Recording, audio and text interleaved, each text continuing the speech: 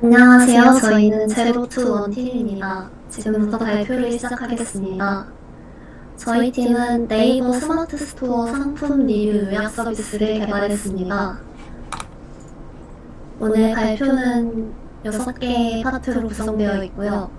팀 구성 소개, 협업 방식 소개, 프로젝트 소개, 이슈 상황 대처, 서비스 시연, 프로젝트 소감으로 진행하겠습니다. 저희 팀원분들을 소개합니다. 저희 팀원분 이다영, 이승현, 박정훈, 최재현, 이유진 이렇게 5분이 계시고요. 팀원들이 맡은 역할은 뒤에 프로젝트 개요를 소개해드린 후에 말씀드리겠습니다. 저희 팀의 협업 방식을 소개하겠습니다. 저희의 깃 브랜치 전략은 피처 브랜치 플러스 개인 전용 브랜치 유지 모델입니다. 각자의 개별 브랜치에서 기능 개발을 한 뒤에 개발자는 자신의 개인 브랜치를 지속적으로 유지하며 메인의 변경사항을 공개화한 뒤 PR을 통해 안정적으로 메인에 병합하는 방식을 사용합니다. 그리고 커밋 메시지 규칙도 맞춰서 일관성 있게 관리했습니다. 저희 커뮤니케이션은 제프를 활용하여 이슈가 발생했을 때 팀원들과 음성회의, 화면 공유를 협업하여 빠르게 문제를 해결했습니다. 저희 노션 백로그인데요. 각자가 어떤 기능을 맡아 작업하고 있는지와 프로젝트 도메인은 어떻게 나누어져 있는지, 그리고 이슈 상황은 어떤 게 있는지 백로그 페이지만 봐도 한눈에 알 수 있어서 백로그의 중요성을 깨닫게 되었습니다. 이 백로그를 통해 팀원 모두가 프로젝트의 전체적인 상황을 파악하고 각자의 작업을 효율적으로 관리할 수 있었습니다. 저희 프로젝트는 스마트 스토어 상품 리뷰 요약 서비스이며 기간은 2025년 11월 20일부터 29일까지 진행하였습니다. 저희 프로젝트 목적은 AI 기술을 활용하여 스마트 스토어 상품 리뷰를 효과적으로 분석하고 요약하는 것이 목적입니다. 최근에 온라인 쇼핑이 일상화되면서 상품을 구매하기 전에 리뷰를 확인하는 것이 필수가 되었잖아요. 근데 인기 있는 상품의 경우에 리뷰가 수백 수천 번이 되기 때문에 구매자가 일일이 다 확인을 할 수가 없는 상황입니다. 그래서 저희 서비스는 이러한 문제를 해결하기 위해서 100개의 리뷰를 자동으로 수집하고 전처리를 한 뒤에 LLM을 활용해서 핵심 내용만 간결하게 요약하여 사용자에게 제공합니다. 저희 프로젝트 기술 스택을 소개하겠습니다. 백엔드는 파이썬 기반 패스트 API를 활용하였고요. 비동기 처리가 되어 있습니다.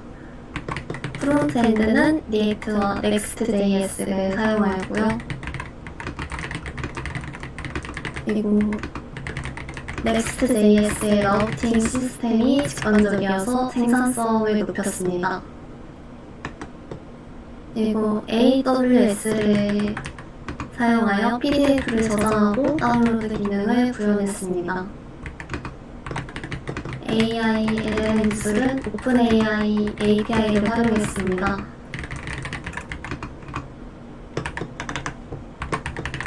저희 프로젝트 흐름인데요. 사용자가 저희 서비스를 어떻게 이용하는지 설명드리겠습니다. 먼저 사용자가 검색하고 싶은 상품명을 입력하면 저희 네이버 쇼핑 API를 통해서 해당 키워드와 관련된 상품을 검색하고 검색된 상품은 판매량을 기준으로 탑10 상품들을 반환합니다. 그 다음에 반환된 상품 중에서 사용자가 리뷰 요약을 원하는 상품을 클릭하고요. 상품이 선택되면 백엔드에서 100개의 리뷰를 크롤링하고 전처리한 뒤에 오픈 API LLM을 사용하여 요약합니다. 그 다음 상세 페이지로 넘어가는데 상세 페이지에는 요약된 결과들이 나와 있고 PDF 다운로드 버튼도 있어서 리뷰 요약 정보가 들어있는 PDF를 다운받을 수 있습니다. 저희 프로젝트 역할인데요. 최재현님이 네이버 상품 검색 API 연결, Next.js를 사용하여 메인 페이지와 상품 검색 페이지에 UI UX를 구현해 주셨습니다. 박장훈님은 네이버 상품 크롤러 구현, 셀레니움, 뷰티풀숲, 모듈 기반, HTML 파싱 및 CSS 선택 기능을 건드셨습니다. 효진님은 수집된 리뷰들을 불필요한 문장 제거와 텍스트 정교화 등의 전처리 과정을 거쳐 분석에 적합한 정제된 리뷰 데이터로 변환하였습니다. 저는 전처리된 리뷰 데이터에 적합한 요약 프롬프트를 소유하고 오픈 API LLM을 활용해 핵심 내용을 간결하게 요약했습니다. 승현님은 요약된 리뷰를 PDF로 변환한 뒤에 AWS S3 버킷에 업로드하여 사용자에게 다운로드 기능을 제공하였습니다. 저희 프로젝트 백엔드 구조인데요. 앱 콘피그 그리고 기능별로 네이버 쇼핑 API가 들어있는 네이버 폴더와 크롤링하는 리뷰 크롤링 폴더와 이제 요약 전처리 요약 PDF 유스케이스가 들어있는 리뷰 폴더와 마지막으로 처음에 프로젝트 초기 설정 때 참고한 템플릿 폴더가 있습니다. 저희 프론트엔드 구조인데요. 앱에 API 폴더를 넣어서 라우팅을 정의하고 요청 응답 데이터를 검증하고 변환합니다. 그리고 프로덕트 폴더는 상품 검색 페이지와 요약 결과 페이지가 들어있습니다. 여기서 동적 파라미터 ID를 통해서 어떠한 상품의 결과 페이지를 이동합니다. 그리고 컴포넌트에는 재사용 가능한 컴포넌트를 모아놨는데요. 이제 상품 하나가 여러 개 반복되도록 사용할 수 있는 구조로 만들었습니다. UI UX는 테일윈드를 사용하여 사용자들이 좀 더 깔끔하고 세련된 화면을 볼 수 있게 만들었습니다. 지금부터는 저희 팀원분들이 만드신 코드이기 때문에 팀원분들 한 분씩 설명해 주시겠습니다. 들리시나요?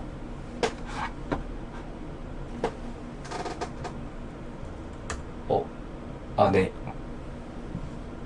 일단 제가 한 구조가 이번에 짝고날 구조가 처음 냈는 그 구조라서 되게 좀 공부해가지고 헥사고날 구조에 맞춰서 한번 네이버 모듈을 설계해봤는데요. 모듈별로 그 관리할 수 있도록 부트스트랩을 만들어서 부트스트랩에 어댑터 생성, 유스케이스 생성, DI 의존성을 설정했고요. 그리고 라우터를 등록해서 부트스트랩에 있는 거를 메인에 등록하게끔 구조를 만들었습니다. 그리고 네이버 라우터에 HTTP 요청 파라미터 검증 및 예외 처리를 만들고 유스케이스 호출 및 결과를 HTTP 응답으로 변환되게끔 만들어놨습니다. 네, 그리고 여기서 이제 네이버 유즈 케이스에서 네이버 상품 검색 비즈니스 규칙을 담당시키도록 만들어 놓았고요. 그리고 네이버 서치 API 어댑터에서 실제적으로 네이버 API와 통신하게끔 구현을 해놨습니다. 그리고 모델들에는 프로덕트만 현재 되어 있는데 나중에 확장성을 생각했을 때 프로덕트 말고 뭐 다른 상품이라든지 아니면 다른 규칙들을 정의할 수 있도록 도메인에다가 모델스에서 현재는 프로덕트만 프로덕트 TS만 해서 모델을 정의해 놓았습니다. 네, 저는 여기까지입니다.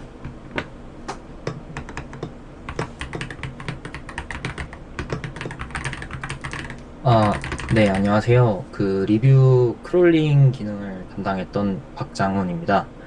이어서 말씀드리겠습니다. 제가 구현한 기능 같은 경우에는 우선 앞서 프론트 쪽에서 사용자가 상품을 선택했을 때 그 상품 정보를 서버로 송신을 하고, 그래서 서버에서 그 정보를 받아들여서 이제 그 리퀘스트를 기반으로 유즈 케이스를 선택을 하고, 그 유즈 케이스에서 이 콜렉트라는 함수가 동작을 해가지고 최종적으로 이 구조체 안에 그 상품 안에 들어있는 리뷰를 최대 100개까지 선택해가지고 요약적으로 전달하는 기능을 구현을 하였습니다. Fast API 이제 엔드포인트가 이제 네이버로 되어 있는데, 요건 이제 살짝 네이밍 이슈가 지금은 있다고 생각을 합니다. 저희가 서비스 구현을 할 때 최소한의 기능으로 일단 동작을 하는 그런 크롤링 기능을 구현하는 게 목표였기 때문에, 저희가 앞서 프로젝트 제목도 네이버 스마트 스토어 상품 리뷰 요약 서비스이기 때문에, 그래가지고 일단 이렇게 우선 구현을 한 것이고, 그래서 핵심적으로 그 크롤러에 들어오는 정보는 프로덕트 URL입니다. 그래서 이 프로덕트 URL을 유즈 케이스에 비동기적으로 전달을 해서 리뷰 수집을 실행을 했고요. 일단 지금 사실 저희가 주어진 기간 내에 좀 이슈가 크롤러 쪽에서도 많이 발생을 했는데 죄송합니다. 그래서 일단 수집된 리뷰들의 아이디, 이거는 이제 고유한 그냥 값으로 1번부터 이제 100번까지 설정이 되게 하였고, 그 다음에 컨텐츠, 리뷰 핵심적인 내용일 것이고, 평점, 그 다음 작성자, 그리고 언제 이 리뷰가 생성이 되었는지, 이런 것들에 대한 HTML 분석을 통해 가지고 제가 선택자를 만들어서 최종적으로 제이슨 형태로 반환하는 그런 동작을 구현하였습니다. 이때 이제 발생할 수 있는 여러 가지 오류들도 확인을 했는데, 밸류 에러, 즉 400으로 처리될 수 있는 예외 처리와 그 기타 여러 가지 예외 사항들 같은 경우에는 500으로 해가지고 디버깅을 할 수 있도록 처리하였습니다.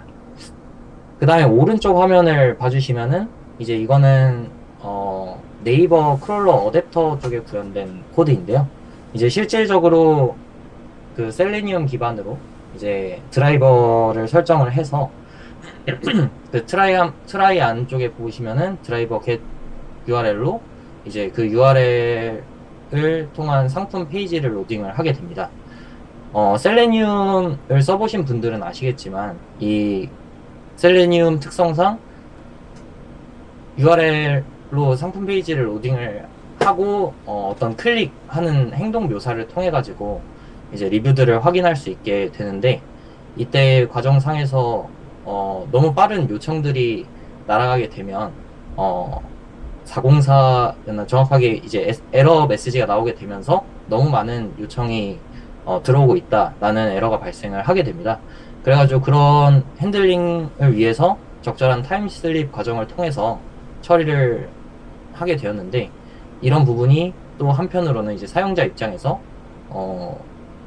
약간 이 서비스가 느리게 동작하는 게 아닌가, 응답 속도가 느린 것이 아닌가, 이런 관점을 좀 가질 수가 있게 되는데, 그런 것들 역시 이제 사용자가 저희가 만약에 실제 프로덕트를 설계를 한다고 하면 그 반에 뭔가 사용자가 지루하지 않게 하는 절차가 필요했겠지만, 일단 그런 거는 배제하고 로딩이 되고 있다라는 메시지를 프론트 쪽에서 처리하도록 함으로써 구현을 하였습니다.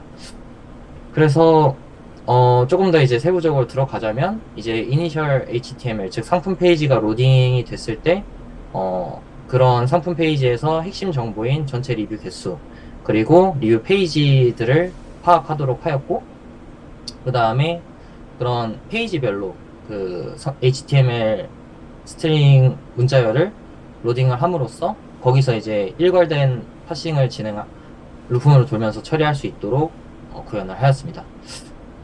사실 굉장히 이런 선택자로 처리를 하는 게 조금 번거로운 과정이기도 했는데, 그래도 일단 잘 동작한다는 관점으로 일단 처리를 하였습니다. 그래서 여기까지가 이제 그 HTML 반환 과정이었고, 마찬가지로 그간 테스트를 많이 거침으로써 발생할 수 있는 그 셀레니움 그 선택자가 없다 혹은 이제 상호작용에 실패했다 등의 에러들을 기반으로 해서 예외 처리를 할 수 있도록 하였습니다. 드라이버는 항상 이제 구동 후에 메모리에서 돌지 않도록 그렇게 종료하는 과정을 구현하였습니다. 다음 페이지 넘겨주시면 감사하겠습니다. 네, 그래서 실제 이런 코드를 작성하기 전에 어떤 것들을 구현을 해야 되는가를 생각을 하는 관점에서 백로그가 굉장히 중요했다고 생각을 합니다. 그래서 사실 조금 더 시간적 여유가 있었고 한다면은 이제 목적별로 좀 분리를 해가지고 초기에 그 상품 페이지를 입력을 받으면 HTML을 로딩하는 그런 과정부터 해서 파싱, 그 다음에 그 CSS 선택자에 대한 어떤 세부사항들 이런 것들을 좀 따로 관리했으면 더 좋았겠다라는 생각이 들긴 했는데 일단 하나의 백로그로 퉁쳐져 있는 모습을 보실 수 있을 겁니다. 그래가지고 일단 이 백로그를 기반으로 해서 전체 작업을 진행을 하였고 그 다음에 가운데 쪽에는 제가 이 기능을 구현을 하고서 이제 저희 프로젝트를 함께 하고 계신 분들이 다 공유가 되는 커뮤니티에 이제 노션에 이슈를 발행을 한 모습입니다. 그래서 일단 기능 구현은 됐는데 좀 깔끔하게 되지 않는 제가 소위 이제 하드 코딩을 통해 가지고 그냥 퉁쳐놓은 모습이 있어 가지고 좀 더 세련된 코드를 작성하기 위해서 좀 노력을 해본 모습입니다. 그래서 실제 유즈 케이스 쪽에 너무 많은 내용이 몰려 있고 목적별로 분리가 필요하다. 그리고 뿐만 아니라 이제 아이디어적인 측면에서도 제가 생각하지 못했던 부분인데 사실 크롤러라는 게 스케줄러를 통해서 주기적으로 되어야 한다라는 관점도 있었고 해가지고 그런 경우엔 그러면은 그 저희가 이번에 프로젝트는 DB를 구성하지는 않았는데 만약에 DB가 구성되어 가지고 그런 크롤링 결과들을 저장해 놓을 수가 있었다면은 그런 사용자의 요청에도 좀 더 빠르게 대응할 수 있지 않았을까 하는 좀 피드백도 되었던 것 같습니다. 그래가지고 그런 것들을 생각하면서 이제 리팩토링을 좀 진행을 해 보았는데 일단 그 리팩토링을 한 코드가 앞서서 있었던 코드들이고 지금 저희가 시연 때 구동되는 코드는 약간 레거시 코드가 그래도 안정적으로 구동되는 모습이 있어서 일단 그대로 남겨둔 상태입니다.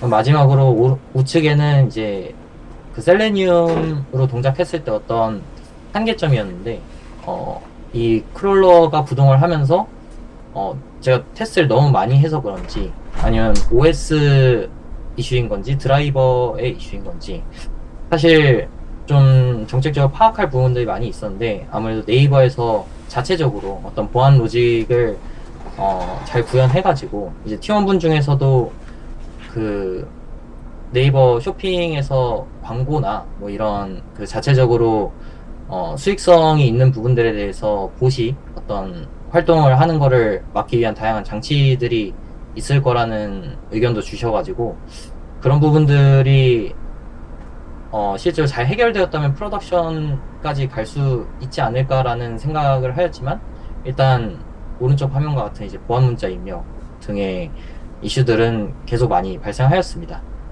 네, 여기까지가 리뷰 크롤링에 대한 내용입니다.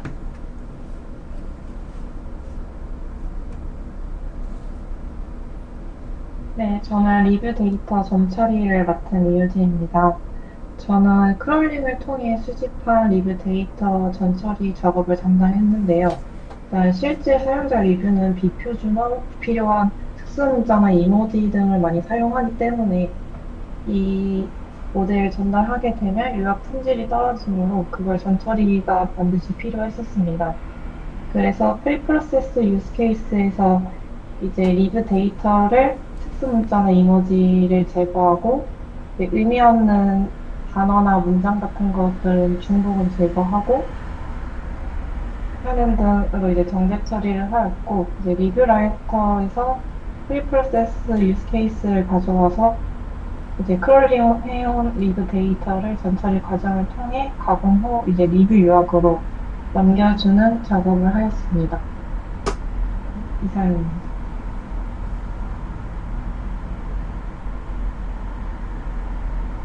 저는 전처리된 리뷰들을 가져와서 오픈AI API를 호출하여 요약하는 함수를 사용하는데요.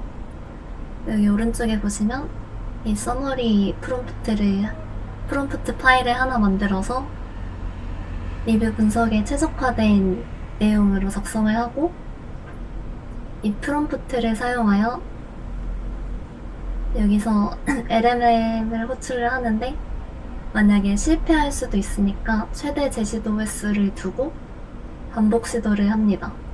근데 이제 실패 시에 시간을 점점 늘리는 지수 배고프 전략을 사용하여 이렇게 세 번째 실패까지만 처리하고 세 번째 실패에는 8초 대기를 하는 방식으로 만들었습니다.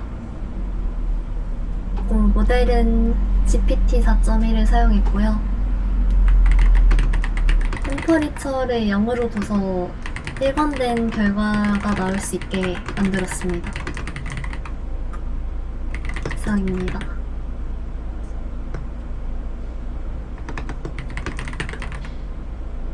제가 구현한 부분은 리뷰 요약 텍스트를 PDF로 생성하고 S3에 업로드한 뒤 바로 접근 가능한 URL을 반환하는 기능입니다.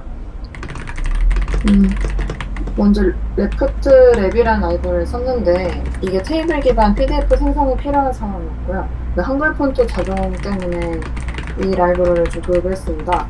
첫 번째 보시면은 PDF를 메모리에 생성하는 과정인데요. 파일을 디스크에 쓰지 않고 메모리에서 처리함으로써 속도, 테스트 편의성 등을 확보했습니다. 그 밑에 사진이 이제 레프트랩 기반 PDF를 구성하는 부분인데요. 여기는 이제 A4G 규격의 PDF를 생성하고 제목, 요약, 긍정요인, 부정요인 등 앞서 받은 데이터 자체를 테이블 구조로 넣는 과정입니다.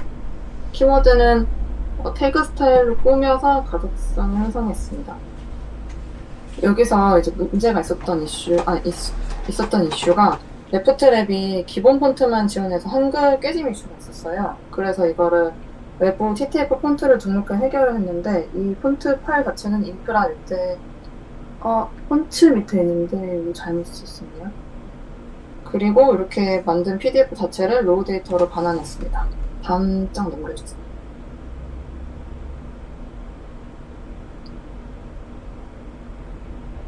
이 부분은 리뷰 요약 데이터를 받아서 생성된 PDF를 S3에 업로드하고 접근 가능한 URL을 반환하는 부분입니다. 여기서 이제 보트3라는 AWS SDK를 썼는데요. 첫 번째 보시면은 클라이언트 붙기 위해서 이제 리전이나 키, 서명 정보 등을 기입한 부분이고요. 그 앞서 전달받은 바이트 데이터를 넣고 브라우저에서 열기 위해서 콘텐츠 타입을 PDF로 지정하였습니다. 여기서 일어났던 이슈가 업로드까지는 정상적으로 됐는데 S3로부터 이제 반환받은 URL이 계속 서명 불일치 오류가 나서 찾아보니까 이게 제가 반환받은 URL 자체가 프리사인드 URL이라고 AWS가 일정 시간 동안만 유효한 다운로드 업로드 기능 URL을 서명 포함해 생성한 URL 던져줘서 이게 일정 시간이 지나니까 안 되는 오류가 있었습니다. 그래서 우리가 앞서 했던 프로젝트처럼 오브젝트 URL을 교체를 해서 반환을 했습니다. 이 부분을 이제 프론트에 넘겨가지고 프론트에서는 해당 레포트를 다운로드 할 수 있고 바로 볼 수도 있게 구현되었습니다. 여기까지입니다.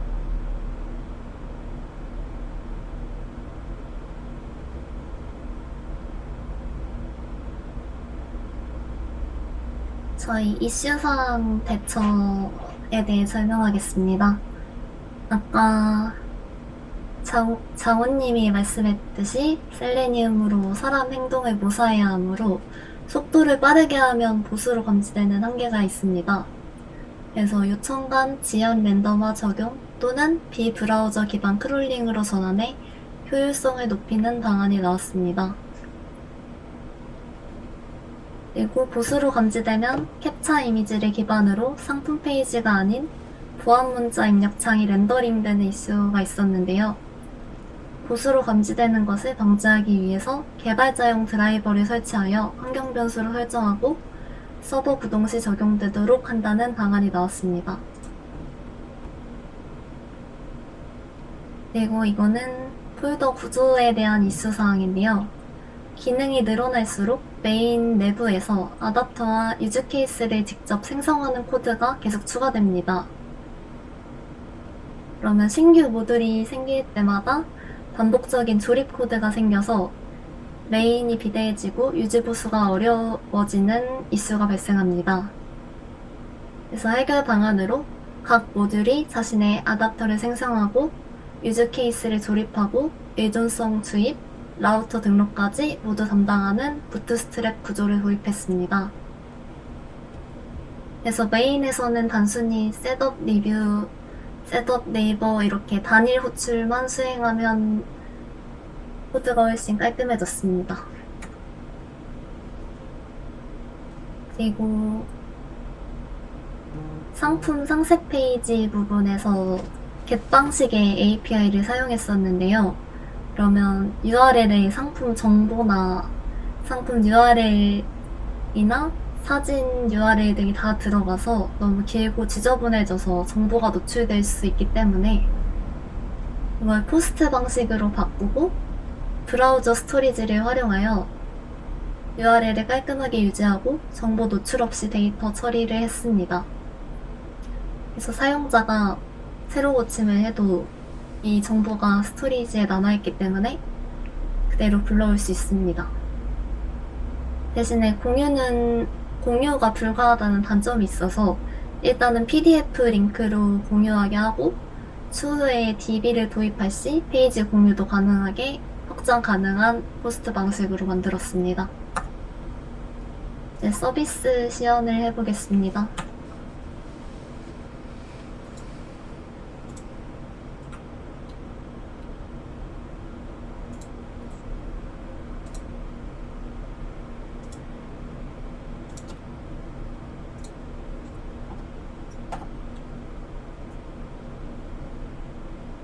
들어가면 검색 페이지로 이동하고요. 만약에 사용자가 마우스를 구매하고 싶어서 검색을 하면 이제 네이버 스마트 스토어 탑 10에 있는 상품들이 나옵니다. 그리고 이 상품들은 가격 제일 낮은 순이나 높은 순으로 볼 수 있게 페이징과 정렬이 되어 있습니다.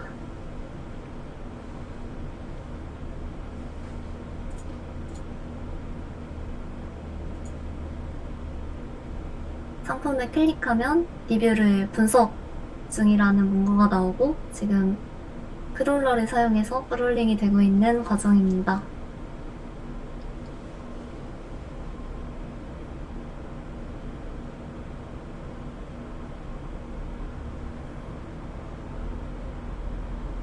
네, 분석이 다 된 결과인데요. 이렇게 요약된 문구가 나오고 그 상품의 긍정적 특징들을 모아서 요약해놨고 부정적 특징들도 요약해놨습니다. 그리고 키워드 6개 정도를 뽑아냈습니다. 그리고 여기서 PDF 다운로드를 누르면 이렇게 PDF를 다운받을 수 있습니다.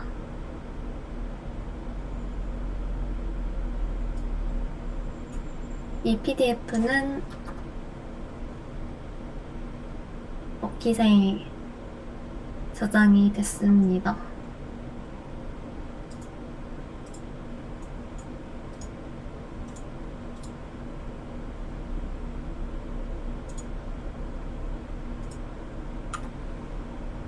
그리고 저희 프로젝트 소감인데요.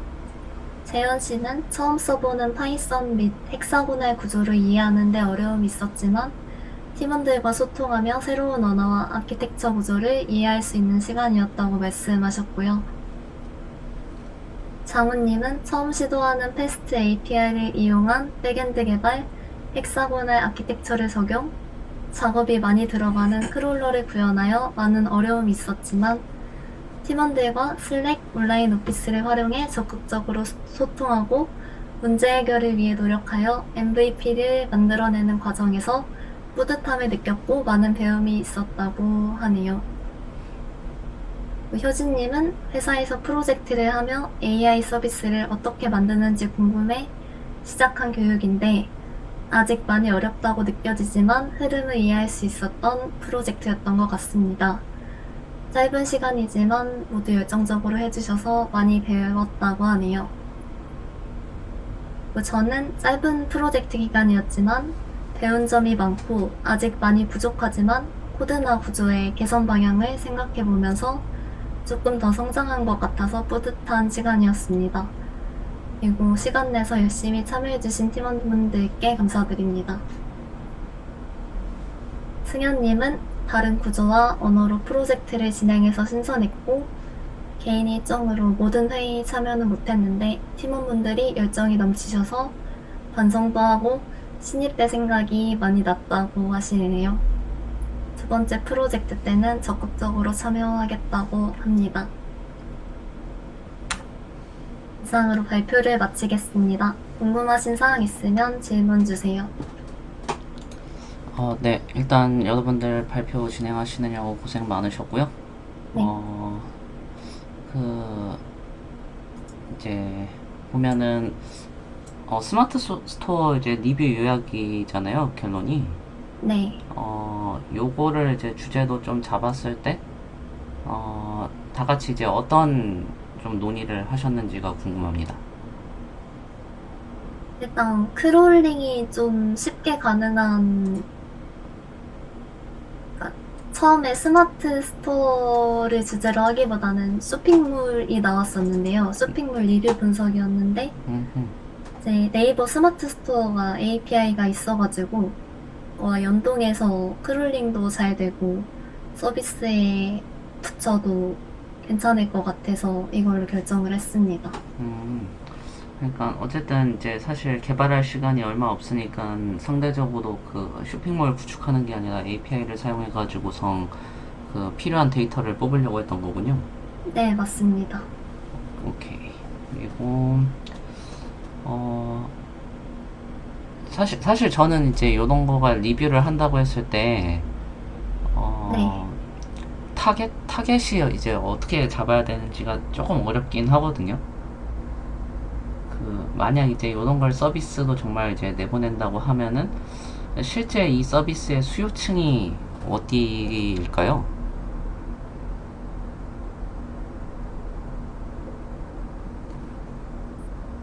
실제 서비스의 수요층은 보통 현재 검색이나 인터넷의 사용성이 익숙한 20, 30대 정도가 될 것 같습니다. 그러니까 어쨌든 이제 스마트 스토어에서 뭔가 물건을 구하려고 하는 20, 30대가 이제 수요층. 네. 네네. 오케이.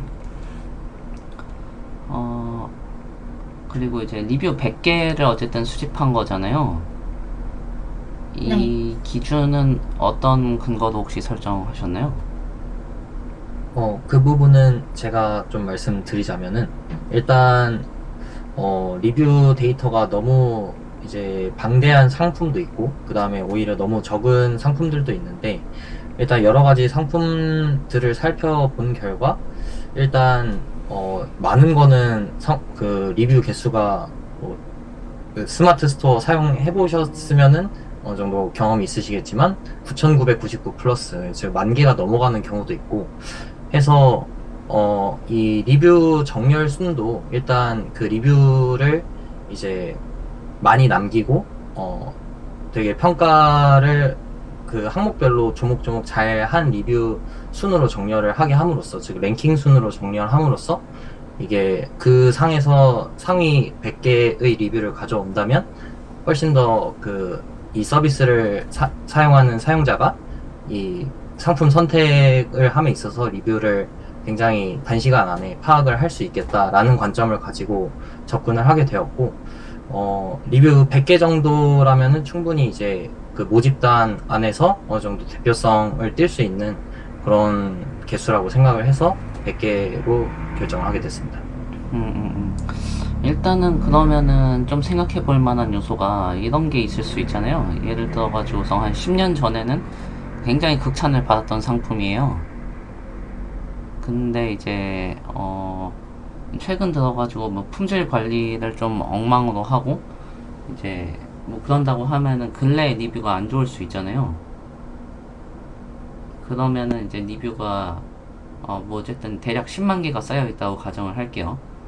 그러면은 이제 과거 리뷰랑 현재 리뷰에 차등이 발생할 텐데 이런 부분에 대한 거는 좀 고려를 해보셨나요?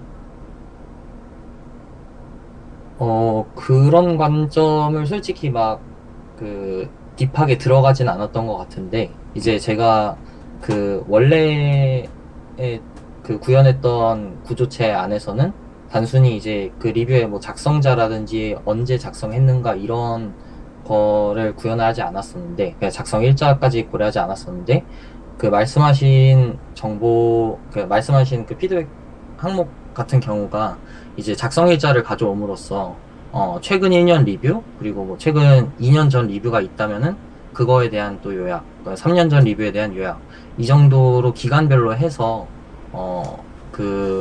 대표성을 나눠가지고 이제 파악을 한다면 그걸 또 LLM에 던져서 비교를 할 수 있다면 그런 부분도 해결될 수 있을 것 같습니다. 그러면 어쨌든 지금은 뭔가 필터링 하는 정책은 없다는 건가요? 네, 지금은 그렇게 구현되진 않았습니다. 오케이. 그리고 이제 사실 이런 것도 있을 수 있잖아요. 중복 리뷰나 삭제된 리뷰가 있을 수도 있잖아요.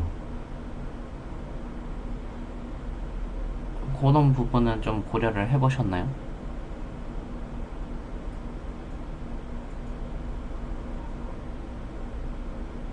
실시간으로 계속 크롤링을 한 상황이기 때문에 네네. 중복 리뷰에 대해서는 지금 그거에 대한 사항 반영이 안 돼 있고 하나가 또 뭐였죠? 삭제된 리뷰. 삭제된 리뷰는 고려를 안 해도 되는 상황인 것 같습니다. 애초에 삭제가 된 거는 수집을 하지 않는 상황인 건가요? 네, 그렇습니다. 오케이. 그리고 이제 보면은 전 처리할 때 이제 불필요한 문장을 제거하셨을 거 아니에요? 네. 거기서 이제 제거한 문장의 기준은 어떤 걸까요? 일단은, 일단 리뷰 자체가 뭐 뉴스나 그런 기본 글처럼 표준어를 사용하기보다는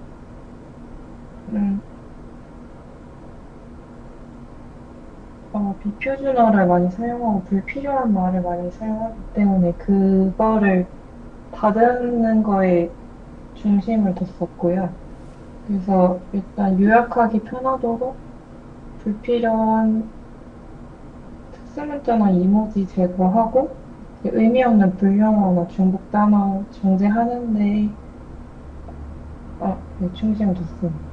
그러니까 뭐 이모지나 욕설, 줄임말 이런 부분들을 쳐냈다는 말씀이신 거죠? 네. 오케이. 그러면은 이제 실제로 전 처리를 했을 때 LLM의 품질하고 전 처리를 안 했을 때 LLM의 품질 차이가 있었을 것 같아요. 두 개를 네. 혹시 좀 비교를 해보셨나요? 처음에는 그냥 전처리 말고 일반 가라 데이터로 테스트했었고, 네. 그다음에 전처리 된 걸로 테스트를 해봤었는데, 네네. 일단 속도 쪽에서도 약간 차이가 있는 것 같고, 네. 요약 내용이나 특징 같은 거는 조금 비슷하긴 한데, 그래도 키워드 같은 경우에 조금 더 자세하게 나오는 경향이 있는 것 같습니다. 그러니까 실제로는 이제 처리 속도 쪽에 이제 좀 비중이 컸다는 얘기고, 그다음에 이제 키워드 쪽이 얼마나 잘 뽑히냐 그런 부분의 차이가 있었다는 말씀이신 거죠? 네. 네, 그러면 나름대로의 가시적인 성과여가지고 PPT 같은 거 이제 만드실 때 애프터 비포 해가지고선 하나 추가를 해놓으시면 더 좋긴 합니다. 결국 LLM 성능을 보여주는 거거든요. 아, 네. 그리고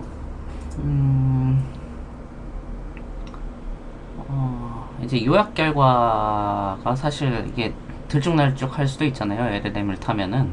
네. 이거에 대한 일관성 처리는 어떻게 좀 보장을 하셨나요? 그냥 템퍼리처를 0으로 두고 프롬프트에서 잠시만요. 네네.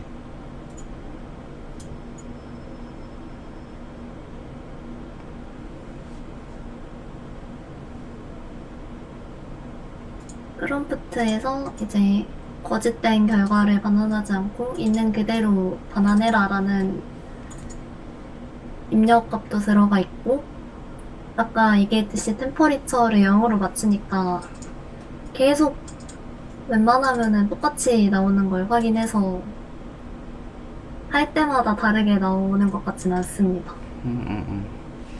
부가적으로 이제 그 감정에 대한 요약도 하나 넣었으면 더 좋았을 것 같아요. 그러니까 이제 리뷰 전체적인 톤이 있잖아요. 아, 네네. 그 리뷰 전체적인 톤이 뭐 긍정이다, 부정이다 이런 부분까지 볼 수 있으면은 조금 더 수월하게 접근을 할 수 있겠죠. 뭐 이제 저 병행 패드 이런 거에 옆에 이제 뭐 긍정, 부정 이런 게 붙어 있으면은 아무래도 이제 긍정인 경우에 이제 조금 더 보려고 할 거고 부정인 경우에도 이게 왜 부정이지? 약간 그런 관점에서 볼 수 있을 것 같아요. 네. 그래서 그런 감정 요약에 대한 것도 톤에 대한 요약을 한번 또 하셨으면 좋았을 것 같습니다. 네.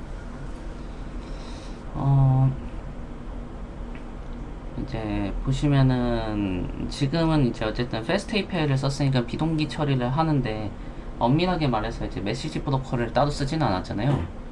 네네. 그러니까 만약에 이제 정말 비동기 처리가 필요해져가지고서 메시지 브로커를 써야 되면은 어느 구간에다가 써야 된다고 생각하세요?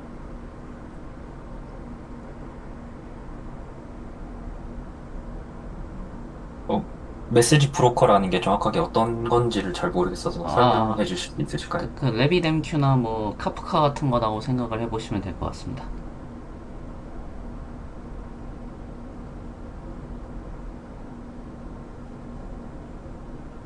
크롤링 요청이 많이 쌓였을 때 붙이면 좋을 것 같아요. 그렇게 생각하신 이유는 뭘까요?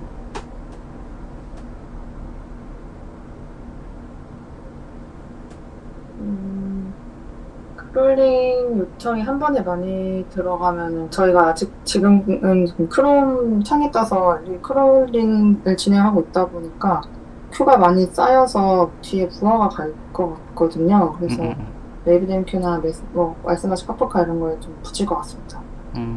오케이, 좋습니다. 이제 그리고 이제 실제 이게 업로드 자체는 S3에다가 지금 하고 있는 건가요? 네. 맞습니다. 그러면은 만약 이제 다운로드 트래픽이 많아질 수도 있잖아요. 네네. 다운로드 트래픽이 많아지는 경우에는 대응을 어떻게 하실 거예요?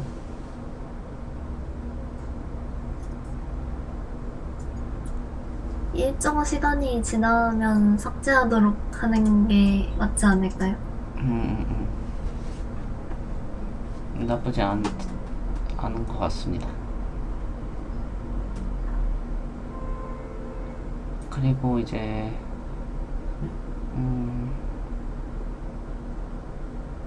이런 부분은 좀 개인적으로 궁금하네요. 백로그를 사용하면서 이제 혹시 기존 이제 회사에서는 백로그라든지 이런 걸 사용을 해보셨나요? 백로그까지는 비슷하게 그냥 한 툴을 작성할 때 뭐 요구사항 정이라든지 현행 업무 정이라든지 업무 정이라든지 그런 걸로 작성해봤습니다. 그러면은 실제로 이 백로그를 작성하면서 그 커뮤니케이션 비용이 좀 줄어들었는지 여부가 궁금합니다. 훨씬 나아요. 요구사항 아이디 추적하는 게 너무 귀찮은데 이렇게 노션 같은 툴에서 하면은 한 번에 확인할 수 있으니까 그런 부분에서 굉장히 편리했습니다. 오케이. 뭐 직접 그리고 확인을 받으니까 좋네요. 흐름이 헷갈릴 때가 있는데 이렇게 나와 있어서 좀 더 파악하기 쉬워진 것 같습니다. 이거를 실질적으로 확인을 하니까 좋네요. 그 다음에 만약 이제 다시 이걸 만들 기회가 있다면은 가장 먼저 바꾸고 싶은 게 있을까요?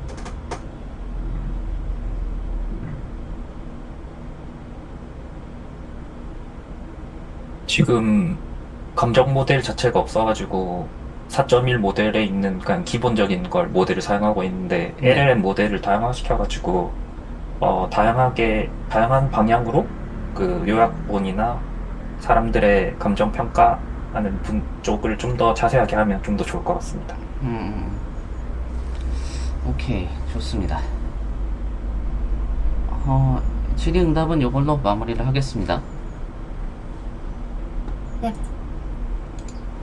네, 제너트1 팀들 이제 발표하시느냐고 고생 많으셨고요. 부가적으로 이제 질의응답 하시느냐고 고생 많으셨습니다.